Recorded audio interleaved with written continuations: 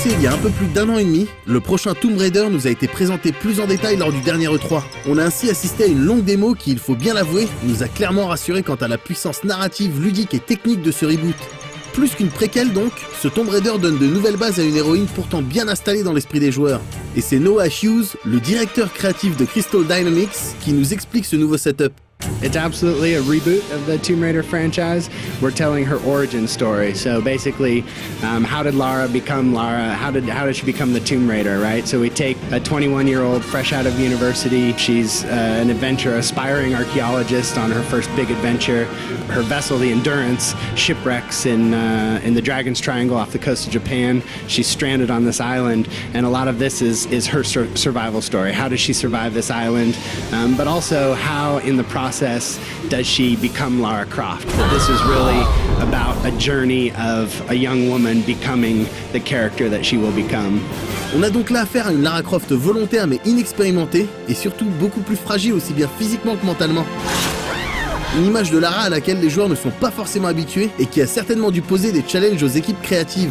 You start with a certain difficulty, even taking a franchise that's so well known and well loved. A lot of people know Lara Croft and have expectations about who she should be, and we want to respect that, but we also want to deliver it in a fresh way. And I think people are also excited to see a new take on the franchise, as long as it really is true to what people want to see in a Tomb Raider game. So we take a lot of the things that people loved about Lara, but we deliver them in a new way, and that was challenging. But also as an origin story, it was important for us to show growth. So we needed to start somewhere that was very different than what people knew. That idea, for us, I guess I would encapsulate it by saying we wanted to make her human again. She was unflinching. She didn't show pain. She didn't show fear. She didn't really even hardly show feelings. And for us, we needed to start by saying, no, this is a real young woman, and she is going to go through an extraordinary ordeal.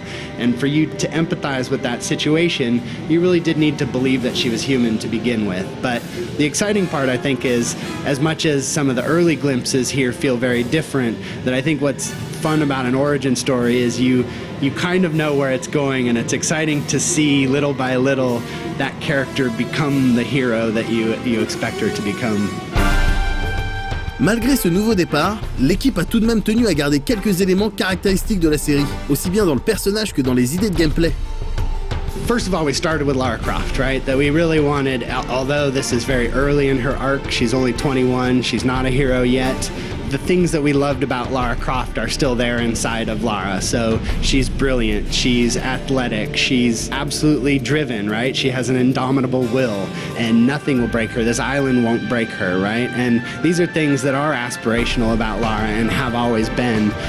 Also, just from a gameplay perspective, I've loved Tomb Raiders because they do offer more variety than a lot of games. I mean, action-adventure as a genre in general mixes up gameplay types well, I think. So we have puzzle solving and platforming and exploration and combat. So it was important to us, although we were looking at it all through a new lens, that we really delivered the palette of flavors that people like in a Tomb Raider game. And I think the balancing act for us is to feel both familiar and fresh at the same time. And I hope that when people get to experience the game, that's kind of what's coming through for them. En termes d'idées fraîches justement, on apprécie cette dimension survie qui ne s'exprime pas uniquement qu'à travers l'histoire, mais aussi grâce à de nombreuses idées incluses dans le gameplay, comme nous l'explique Noah. Survival informs our game on many levels, right? So thematically, it's always there. In the demo you saw, we have the opening situation where it really is woman versus nature, that she's got to do whatever it takes to survive in kind of a traditional survival situation. But later, the island challenges her more and more. And but also, in addition to that, the narrative and character development, that we do want to provide it through gameplay. So in the demo, you see things like hunting, that's a gameplay system that's important. Sorry.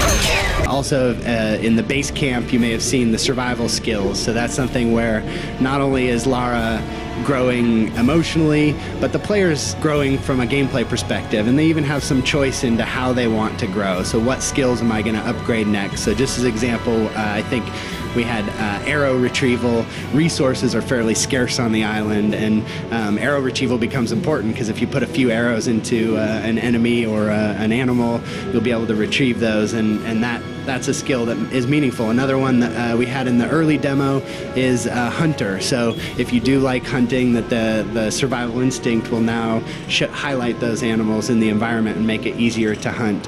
One of the things that we do is we try to deliver survival in an action way, right? There is a different game out there conceptually that you could have made of just very simulation-oriented survival. For us, we wanted to always keep it active. We did want to deliver those core themes like hunting, and the other thing that we showcased a little bit is the salvage system. So Lara starts with nothing, and she's got to basically build her arsenal of gear and weapons. So you see her get her first bow, but ultimately she'll be able to salvage items, broken weapons and things, and upgrade her gear. And those not only make her more powerful and again sort of cater to player choice, but they also intersect gear gating. So as her gear becomes more powerful, she'll be able to access new areas, and that really plays into our larger game structure, which is sort of a hub-based structure. We definitely aren't doing an open world, but we do want to cater to exploration and sort of player-driven experiences as well. So we use hubs, and then as Lara comes back through hubs that she's been to, she's more powerful and she has more gear, and that's really gratifying. Prévu pour début 2013 sur PC et console HD, on imagine qu'on aura d'autres occasions de revenir sur ce reboot de Tomb Raider qui pour le moment nous fait méchamment saliver.